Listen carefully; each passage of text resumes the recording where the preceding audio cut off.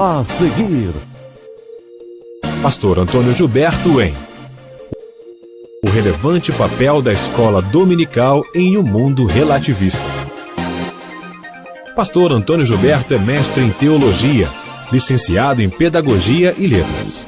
É consultor teológico e doutrinário, além de comentarista de lições bíblicas da CPAD.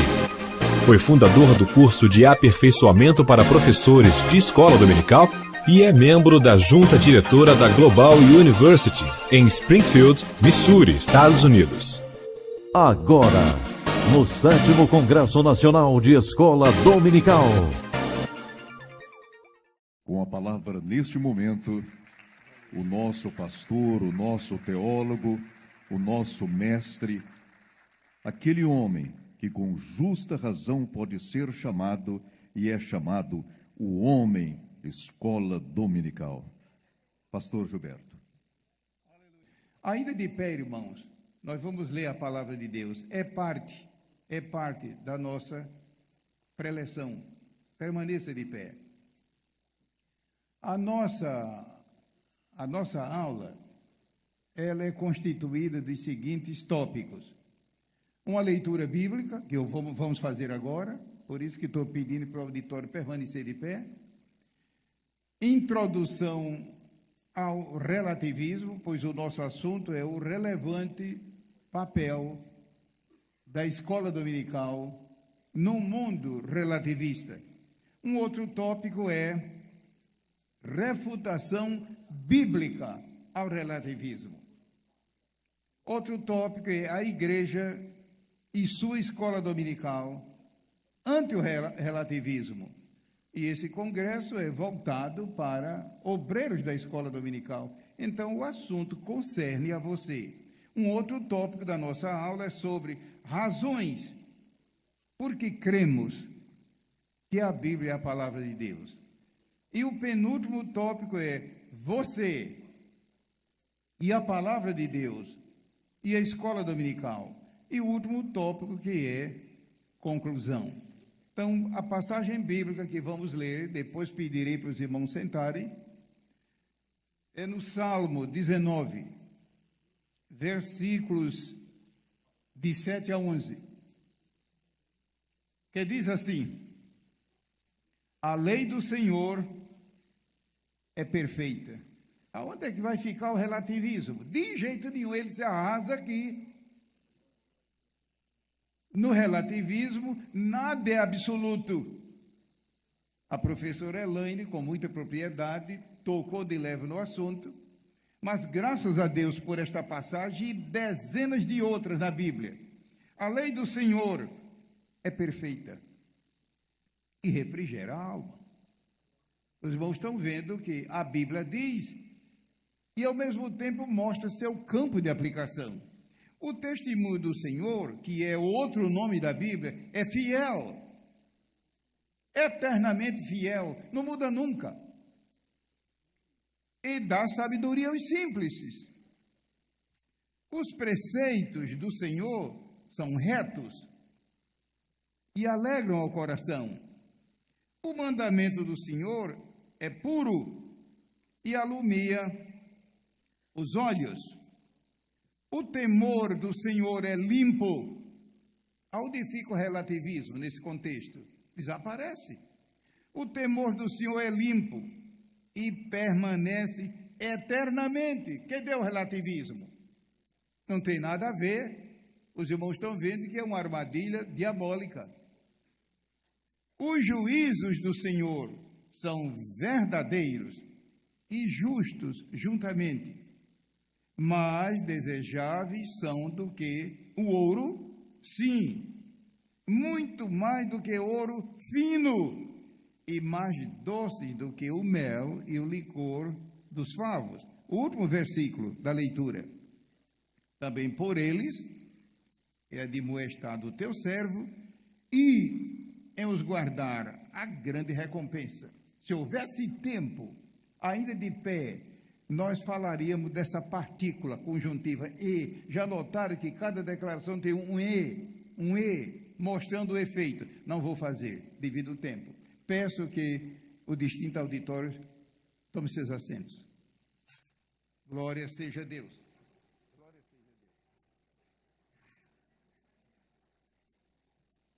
Tome seus assentos. O nosso primeiro ponto, o nosso primeiro tópico, relativismo, é uma teoria filosófica. Os irmãos estão vendo que é um campo científico da filosofia e de natureza moral, que afirma o seguinte: tudo que existe nesta vida é contextual, ou seja, depende do contexto. Que todas as coisas desta vida são relativas e variáveis, que tudo neste mundo depende dos fins em vista, e que nesta vida nada é absoluto, inclusive o certo e o errado, e o bem e o mal. É claro, no sentido moral. Não estamos falando aqui de bem e mal no sentido puramente físico, mas no sentido moral. O falso conceito, eu estou me prendendo à letra das notas para ganhar tempo. Ganhar tempo. De sorte que estamos pensando nesse horário que precede o almoço. O falso conceito filosófico do relativismo assevera que as verdades morais, filosóficas, políticas, aqui do auditório deve ter muitos irmãos que têm algum relacionamento com a política, política que eu digo com P maiúsculo, e sociais variam conforme a época da história, conforme o lugar, conforme o grupo social da referida época, e também conforme os indivíduos dentro do seu grupo, conforme a interpretação dos fatos. Isto quer dizer que, para o relativista, nada é absoluto. Eu vou repisar essa tecla. Nada é absoluto, nada é final, nada é imutável, tudo é relativo. Daí, se na sociedade só existissem relativistas, o mundo seria uma Babel indecifrável, uma anarquia geral e um descomunal hospital de alienados. Um hospital de psicopatas, se isso fosse verdade. A filosofia relativista é uma forma de expressão da falsamente chamada ciência de 1 Timóteo 6,20. Não vou ler, respeitando o tempo, mas você conhece esta passagem, que Deus usou o apóstolo Paulo para advertir Timóteo, inclusive seus últimos escritos, a falsamente chamada ciência. Ciência sim, mas falsa. Professor de escola dominical, superintendentes e alunos têm que estar precavidos e prevenidos contra isso. Mencionada na Bíblia, falsamente chamada ciência, a qual, professando alguns, se desviaram da fé. Se desviaram da fé. Nas notas, há mais pormenores. O relativismo é uma das manifestações da atual e crescente onda. Eu vou pedir aqui ajuda para alguém deixar um pouco o pedestal para livrar o nosso rosto. Obrigado, irmão. O relativismo é uma das manifestações da atual e crescente onda de humanismo no mundo, de conceitos filosóficos alucinados, loucos. Humanismo. Não estou falando de humanitarismo, de humanismo. Sistema filosófico em que o homem é o centro e Deus fica fora.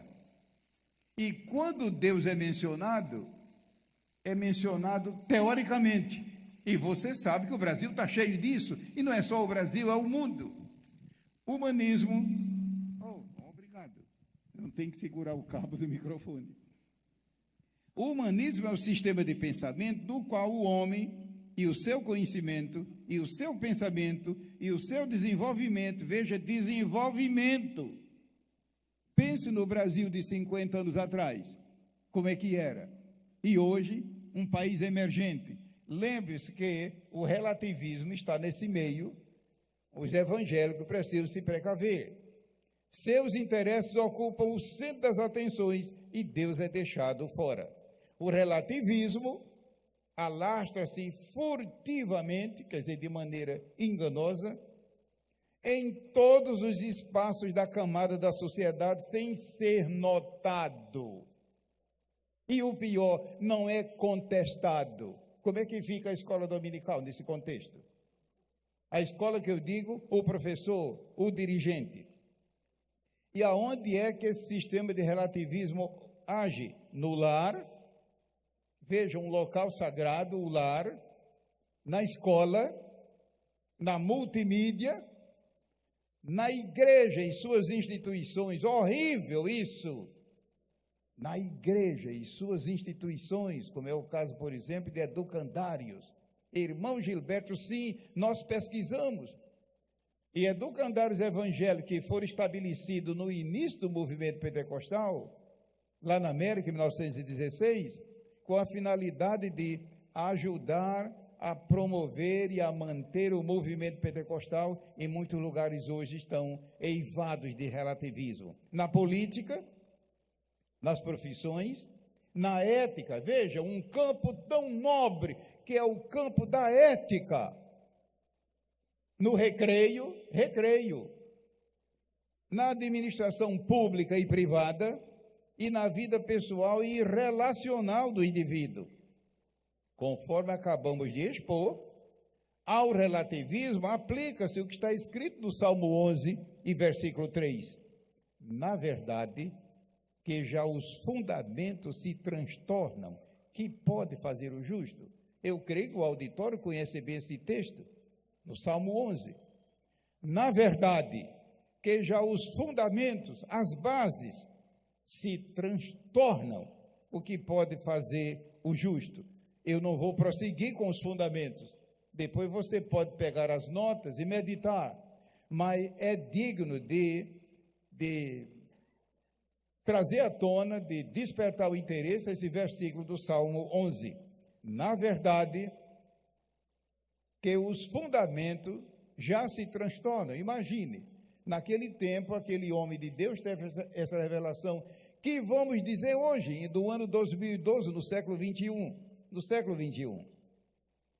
Esses fundamentos, um deles, certamente o doutor Ronaldo, sem saber, guiado por Deus, ele juntamente com a equipe e o conselho da casa, ao estabelecer, ao marcar data para esse congresso, o tema central, predominante, é João 17, como os irmãos bem sabem, santifica-os na verdade. Ou seja, o Senhor Jesus Cristo em oração, o capítulo 17 é uma oração. Dali, segundo a Bíblia, ocorreu a celebração da Páscoa, a instituição da ceia do Senhor, e em seguida Jesus foi preso e manietado e veio sua paixão e morte. Ele estava em oração quando disse: santifica-os na verdade, a tua palavra é a verdade. Então, quanto ao relativismo, o fundamento da santificação é afetado. Em 2 Timóteo 2,19, diz assim: o fundamento de Deus fica firme, tendo este selo: o Senhor conhece os que são seus, e qualquer que profere o nome de Cristo, aparte-se da iniquidade. Irmão, está vendo que a santificação, ela entra em choque direto com o relativismo, no sentido de descartá-lo. O segundo tópico da nossa palestra é refutação bíblica ao relativismo. O relativismo não possui critérios segundo a verdade de Deus, que é a Sagrada Escritura. Veja que lástima. Então adianta perder tempo com isso. Quando um relativista aceita um fato ou princípio moral como sendo bom, Um outro relativista pode, ao mesmo tempo, ter o fato como maléfico. Veja que balbúrdia. Verdades absolutas são inaceitáveis no relativismo.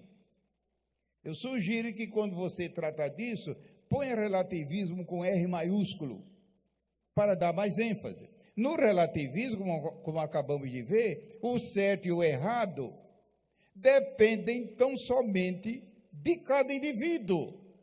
Veja, meus irmãos, um assunto tão elevado na Bíblia. Ou seja, o que é certo e o que é errado para um cristão evangélico. Será que esta não é a pergunta aqui de dezenas e centenas? Irmão Antônio Gilberto, o que é certo e errado moralmente? Amado irmão e amada irmã, a Bíblia responde. A Bíblia responde. A Bíblia tem resposta para todas as perguntas do ser humano. Perguntas, é claro, estou falando de perguntas sensatas. Deus e a sua palavra são ignorados no relativismo. Eles podem até fazer menção do nome de Deus, mas apenas teoricamente, como tradição. Ora, o bem não pode ser a um só tempo também o mal, nem o mal ser o bem. Em Isaías 5:20, Deus disse, Deus que falou por meio do profeta. A passagem foi escrita pelo profeta Isaías. Mas no capítulo 5, Deus diz, ai dos que ao mal chamam bem, e ao bem mal. Isto é perversão da verdade ao longo das Sagradas Escrituras. No capítulo 4 do profeta Isaías, a menção aqui no capítulo 5, começa um grupo de ais. Eu sugiro que o auditório depois pense isso. Somando, você verifica que são 7 ais da parte de Deus. E um deles é esse aqui, terrível. Aqueles que ao mal chamam bem e ao bem mal. Declara a palavra de Deus no Salmo 119, versículo 113, Deus dizendo, aborreço a duplicidade. Alguém poderá dizer, mas irmão Gilberto, isso aí é o escritor do Salmo. Mas, meu irmão, os escritores falaram, inspirados pelo Espírito Santo. Aborreço a duplicidade. E o que é relativismo? É pura duplicidade, como estamos vendo. Ao bem, no sentido moral, chamam mal, e ao mal chamam bem. Por sua vez, o Senhor Jesus, em Marcos 5,37, disse, seja, porém, o vosso falar, sim, sim, não é sim e não. Ou seja, o crente não pode ter duas caras, duas palavras, duas formas de dar testemunho. Sim, sim, não, não, porque o que passa disso é de procedência maligna. Então, ninguém pode aqui me contestar, nem fora daqui, aquilo que eu acabei de dizer, que o relativismo é uma armadilha diabólica. O Senhor Jesus disse que quem diz sim e em seguida não, ou vice-versa, é de procedência maligna. A palavra de Deus é a verdade divina e absoluta. Em que sentido? Em que campos? Sobre a vida e sobre a morte. Sobre a vida e sobre a morte. Para nós que estamos aqui, nós destacamos a vida. Mas depois da morte, quem é que tem a verdade absoluta? A Bíblia. Ou seja, o ímpio, quando morre, o salvo, quando falece, não precisa ninguém ficar cheio de dúvidas, a Bíblia tem a resposta. Mas a Bíblia é a verdade divina absoluta sobre o pecado e o seu perdão, sobre a perdição e a salvação. Imagine essa onda tremenda que existe atualmente de universalismo. Ora, o universalismo com U maiúsculo é uma forma de relativismo sobre a realidade do céu para os salvos e a realidade do inferno para os perdidos, sobre a vida eterna com Deus para os salvos e sobre a perdição eterna dos ímpios que morrem se aceitar a Jesus. A palavra de Deus é a verdade divina e absoluta que somente pela fé em Cristo, mediante o Evangelho, o homem aceita Jesus, torna-se nova criatura e vive para Ele. No Salmo 119, versículo 160, está escrito: a tua palavra é a verdade desde o princípio, e cada um dos teus juízos dura para sempre. Onde vai ficar o relativismo diante da palavra de Deus? Então, fiquemos com a palavra de Deus, pura como ela é, e o relativismo não terá lugar. A tua palavra é a verdade desde o princípio. Veja, não é desde a eternidade, que a eternidade não tem princípio. O princípio aqui é o princípio quando Deus começou a criar o universo, enfim, por nosso Senhor Jesus Cristo. E cada um dos teus juízos dura para sempre.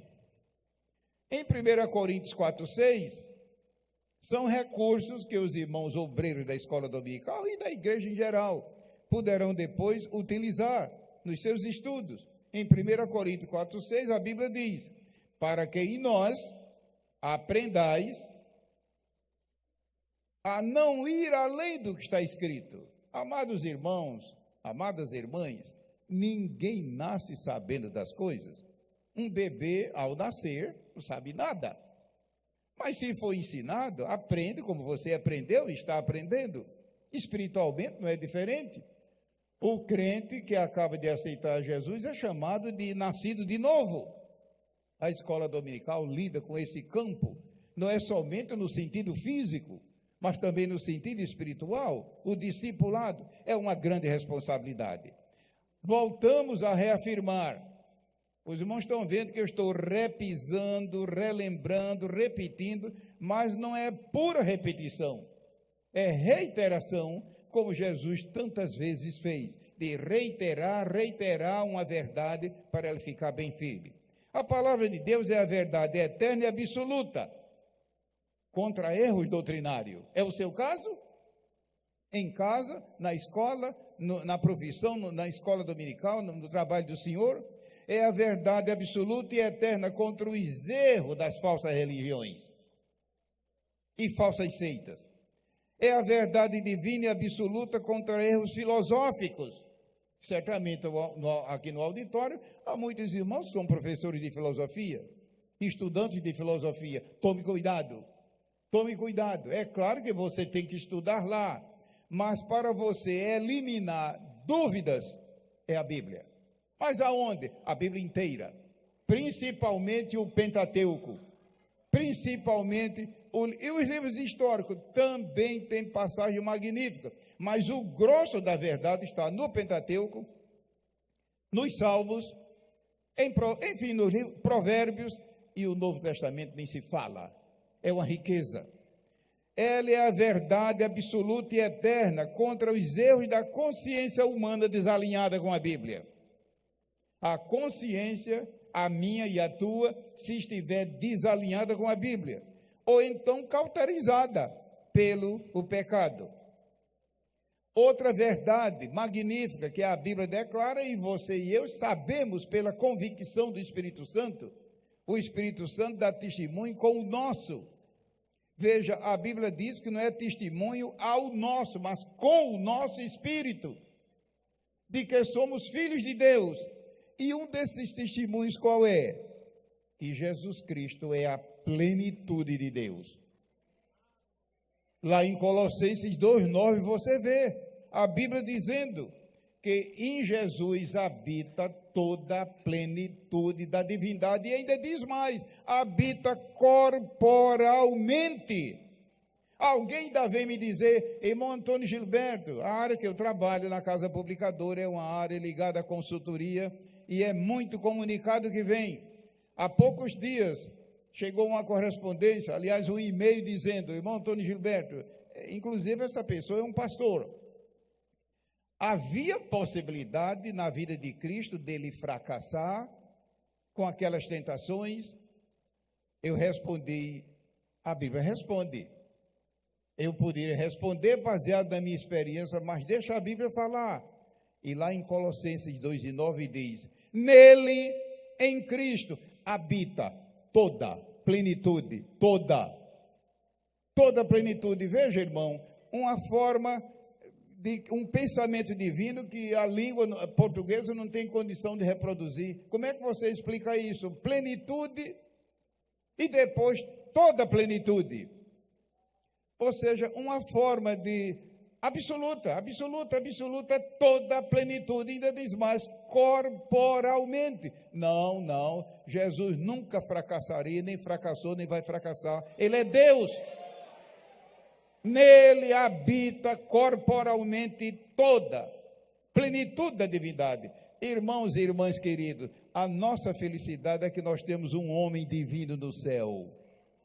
Divino, ressurrecto, aquele corpo glorioso da sua ressurreição, quando ele disse, é-me dado todo o poder para sempre. Ele é Deus e também o homem, é claro, o homem perfeito. É a nossa felicidade, porque ele, como homem perfeito, viveu aqui na terra as crises que vivemos e pode nos socorrer, como diz lá em Hebreus. Glória seja ao nome do Senhor. O nosso terceiro tópico, já estamos caminhando para o final, a igreja e sua escola dominical. Esse congresso é voltado para a obra de Deus denominada Escola Bíblica Dominical. É claro que se pode usar outro título, mas como ela é realizada no domingo, que é o dia do Senhor, Escola Dominical.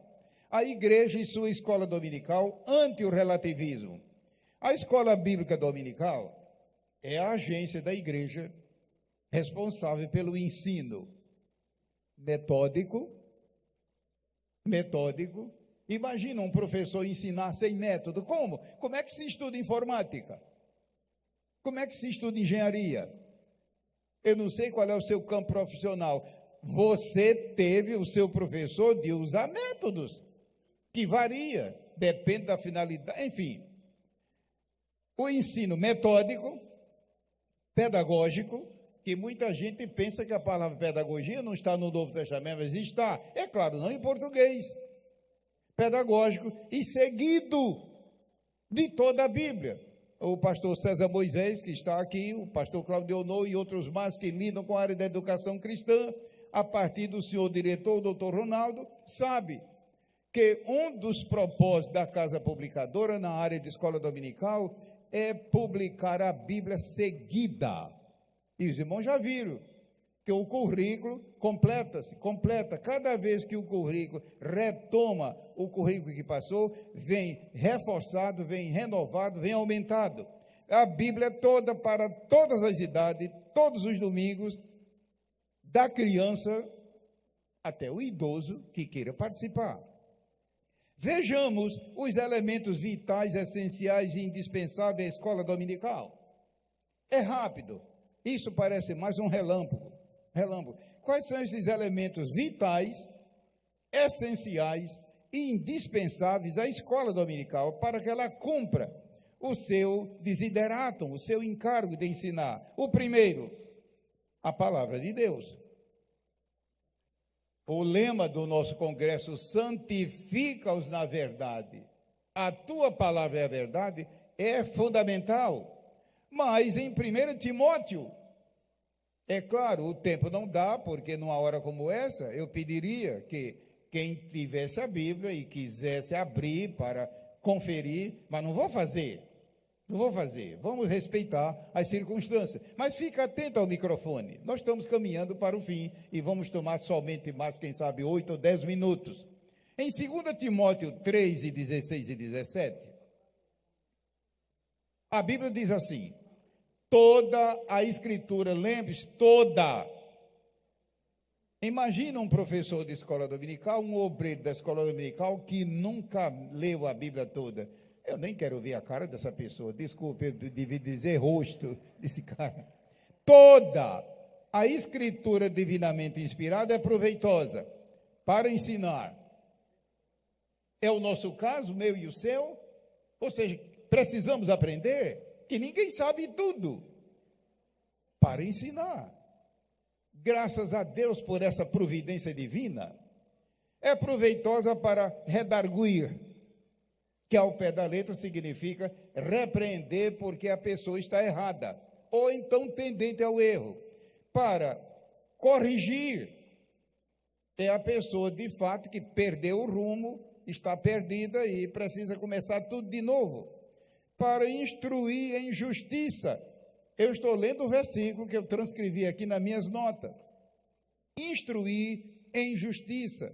Ou seja, exercitar o crente em santidade. Inclusive, no original, esse termo aqui é um termo militar. Quem sabe se aqui no auditório não temos oficiais dos bombeiros, da polícia, do exército, da força aérea, você deve estar vibrando numa hora dessa. A Bíblia contém termos militares. E no original isso aqui é um termo militar. Instruir em justiça. Correspondente ao que nós chamamos hoje de ordem unida. Ou seja, enquanto não estiver 100%, o instrutor diz repete. Mas amor, não repete até ficar como eu quero. É o que Deus nos diz. É o que treina até chegar ao ponto máximo. Outra finalidade da Bíblia, para que o homem de Deus seja perfeito, no sentido de maduro espiritualmente falando, maduro e perfeitamente instruído para toda boa obra. Ou seja, quando você pega esses dois versículos, o 16 e o 17, e verifica 6 vezes, a Bíblia diz para.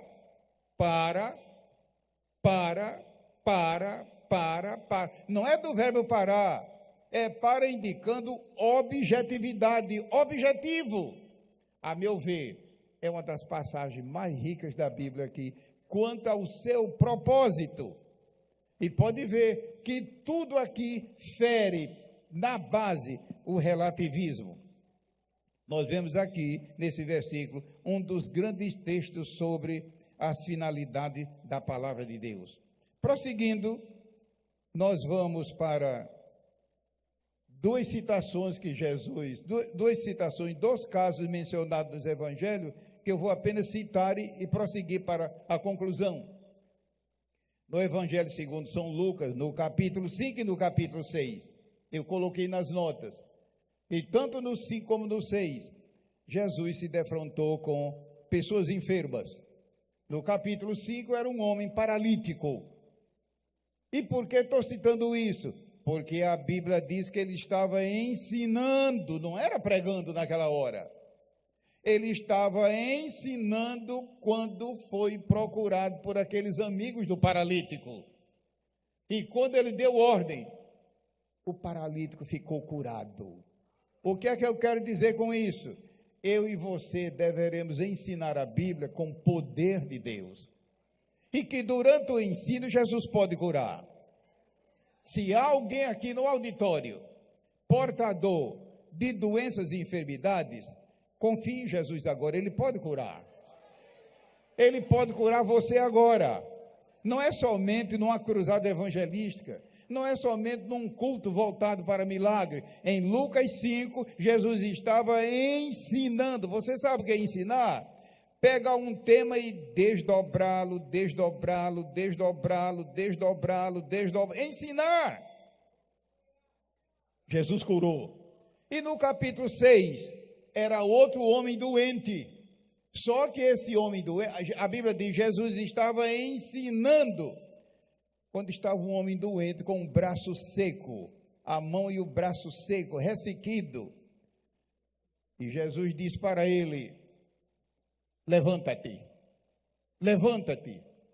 Espiritualmente é Deus falando para o homem e a mulher caídos, espiritualmente, como diz lá em Efésios, levanta-te tu que dormes, levanta-te, desperta tu que dormes, levanta-te dentre os mortos. Mas a Bíblia diz que em seguida ele deu uma segunda ordem, que foi, fica em pé. Tem gente que crê em Jesus, mas não fica firme. Você sabe o que é ficar em pé? Como eu estou aqui. Imagine que Deus me guarde, eu tivesse defeito, eu teria que ficar em pé me segurando em alguma coisa. Jesus disse, primeiro foi, levanta-te, fica em pé. Fica firme. Que Deus nos dê graça, irmão, para permanecer firmes em todo o tempo. Jesus deu uma terceira ordem para aquele homem. Vem para o centro. Quem sabe se aquele homem não era esquerdista? Quem sabe se aqui, Deus nos guarde, tem a gente aqui que a vida dele ia ir para o lado esquerdo ou direito, no sentido exagerado. Eu não quero falar só o esquerdista, mas às vezes a pessoa é direitista, ou seja, todo mundo está errado, só ele está certo. Deus nos guarde, fica no meio, quer dizer, fica no lugar do equilíbrio, e o homem veio para o meio. Ele deu uma quarta ordem e disse: agora estentou a mão. Quando o homem estendeu, a mão ficou sã igual a outra. Ele estava ensinando. Se há aqui no auditório pessoas sofrendo de alguma coisa, em nome de Jesus eu declaro: Jesus pode te curar agora. É claro que ele pode curar depois. Ele é soberano, ele é soberano. Bom, meus irmãos, o quarto tópico, que eu não vou abordar aqui, você pode depois ver as notas no manual, é razões por que cremos que a Bíblia é a palavra de Deus. Por que eu coloquei esse tópico? Porque o relativismo não tem referencial para nada. O relativismo está vinculado ao humanismo, que é justamente o ensino filosófico de que o homem é o centro de tudo, e Deus fica lá no final, se é que eles colocam Deus em evidência no sentido tradicional. Então, no tópico número 4, colocamos 8 razões por que cremos que a Bíblia é a palavra de Deus.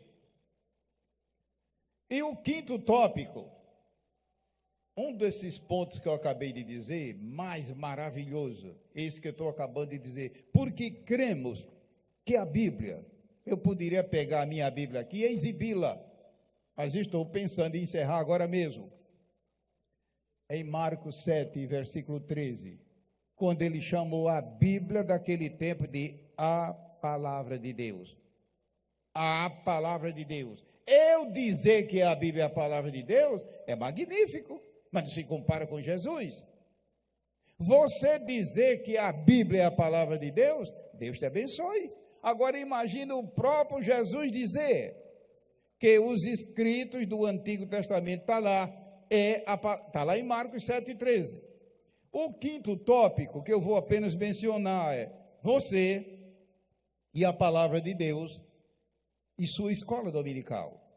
Em resumo, eu e a palavra de Deus, como obreiro da escola dominical, leia a Bíblia diariamente. Um segundo conselho: estude a Bíblia. Não basta ler. E como é que você vai estudar sem método? Irmão Antônio Gilberto, que método eu vou utilizar? Qual é o ministério que você exerce na igreja?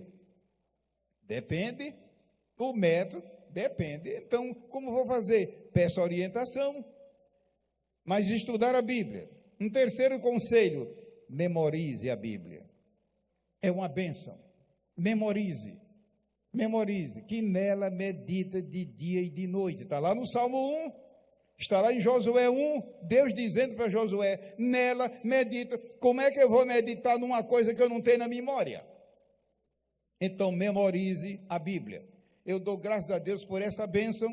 Eu tenho, pela graça de Deus, 40 passagens memorizadas. Por favor, não vá pensar que o número 40 é um número... Não tem nada a ver. Eu é que escolhi 40 passagens da Bíblia, que quando estou viajando, etc., ou antes de dormir, estou ali repetindo 40 passagens. Quais são as suas? Passagens prediletas que você tem na memória e diz aquilo de cor e salteado. Se você não tem, eu não quero nem ver o seu rosto. Um quarto conselho: marque sua Bíblia. Marque sua Bíblia. Hoje, com os processos eletrônicos, é facílimo. E por quê? Quando você marca sua Bíblia e está mexendo com ela, aquilo é muito importante. Um quinto conselho deste seminário, deste evento, deste congresso: sempre que puder, conduza a Bíblia com você. Sempre que você puder, é claro. para a igreja, no seu carro, não sei, sempre que puder, conduza a Bíblia com você. Um sexto conselho: compartilhe o conteúdo da Bíblia com as pessoas a quem Deus dirigir. Concluindo mesmo, vou já convidar o pastor Claudio Honor para reassumir o microfone. Conclusão: 5 pensamentos que estamos deixando na conclusão desta plenária. Primeiro, fique atento, por favor. Lembre-se que o relativismo é uma fraudulenta ciência. 1 Timóteo 6:20.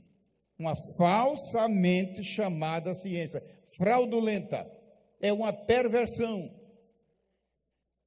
Um segundo pensamento: é Deus quem nos dá sabedoria para discernirmos o bem do mal, através da sua palavra e através do seu Santo Espírito. É Deus, não é o relativismo, não é a filosofia, é Deus quem nos dá sabedoria para discernirmos o bem do mal, através da Bíblia